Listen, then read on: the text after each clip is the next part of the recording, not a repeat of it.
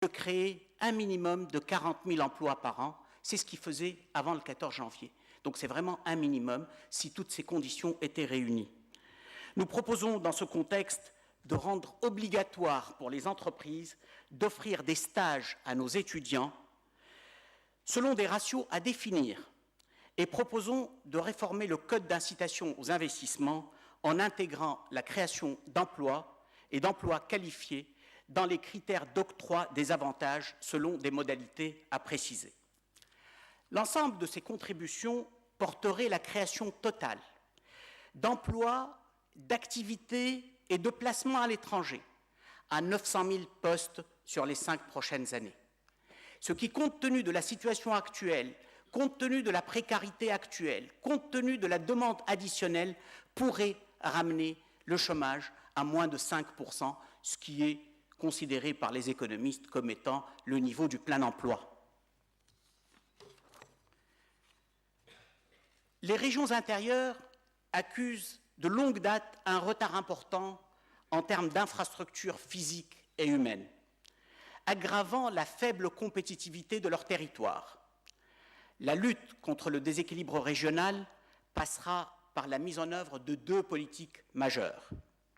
D'abord, le déploiement d'un plan d'infrastructure important, à l'effet de désenclaver les régions intérieures, d'y améliorer le cadre de vie, d'y impulser l'activité économique et d'interconnecter le territoire national avec son environnement proche, la Libye, l'Algérie, mais aussi l'Europe, pour certaines infrastructures telles que les infrastructures de transport électrique. La réalisation d'un tel programme passera par un effort important de l'État à travers notamment des leviers fiscaux appropriés, mais aussi par la définition d'un cadre approprié pour le partenariat public-privé.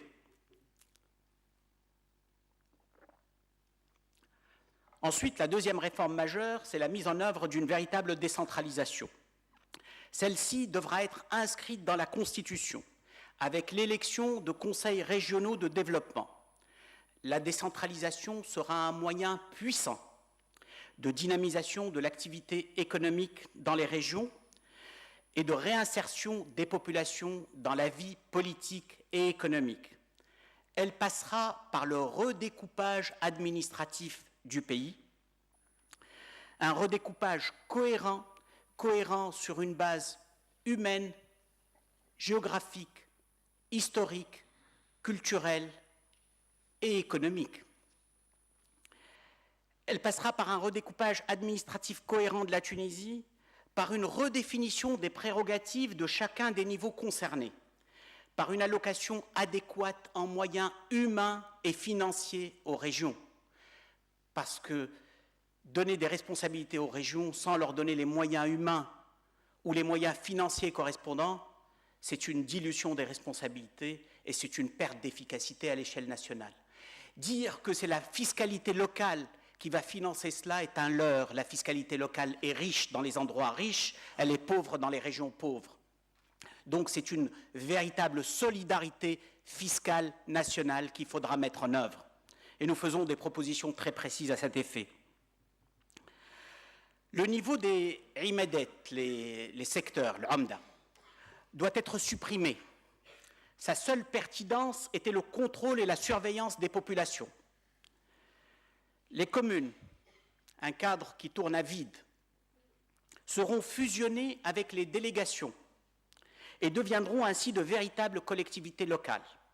Les gouvernorats seront revisités dans leur taille, leur découpage et leurs attributions.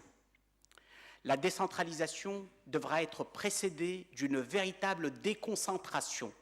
On devra identifier toutes les fonctions actuellement assurées au niveau national et définir en fonction de l'efficacité le transfert, celles qui doivent être transférées au niveau des régions.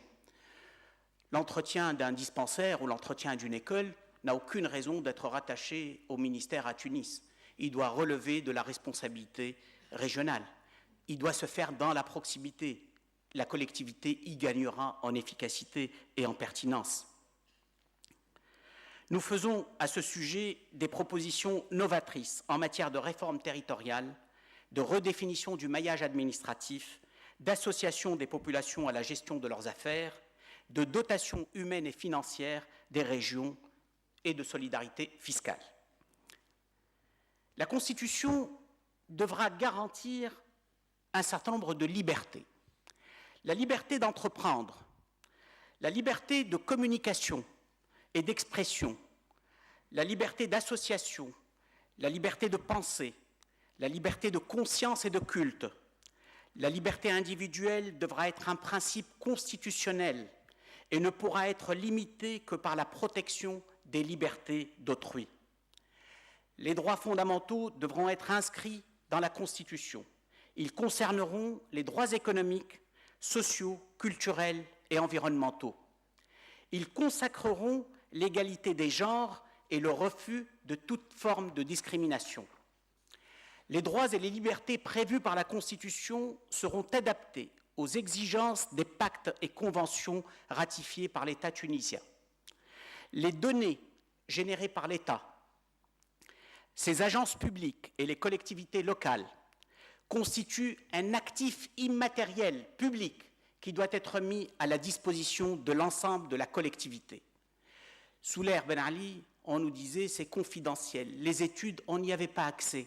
L'administration elle-même, pour demander des données à une autre administration, c'était la croix et la bannière. En fait, c'était pour en faire une rente de situation aux proches du pouvoir. Les données doivent être à la disposition de tous. Dans sa modernité, sa solidarité, sa quête permanente d'association des populations, sa durabilité, le modèle de développement que nous exposons puise l'essentiel de sa démarche dans notre tunisianité. Faite d'ancrage arabo-musulman, maghrébin, africain, méditerranéen et de brassage permanent à de multiples civilisations sur plus de 3000 ans. Faut-il rappeler à cet égard que l'islam a fait preuve de la plus grande modernité en allant à l'encontre des mœurs et pratiques en vigueur à l'époque et en imposant à la société un chemin différent, celui du respect des droits de l'homme et du respect de la personne humaine. Que ce soit en interdisant la pratique courante dans la société anté-islamique de l'élimination de la jeune fille vivante par son enterrement vivante, al-maw'ouda, ou encore en levant toute discrimination entre les races, la farqa bayna arabiyyin wa ajamiyyin illa bittaqwa. Et ce ne sont là que deux exemples parmi tant d'autres où l'islam a rompu avec des pratiques obscurantistes et rétrogrades.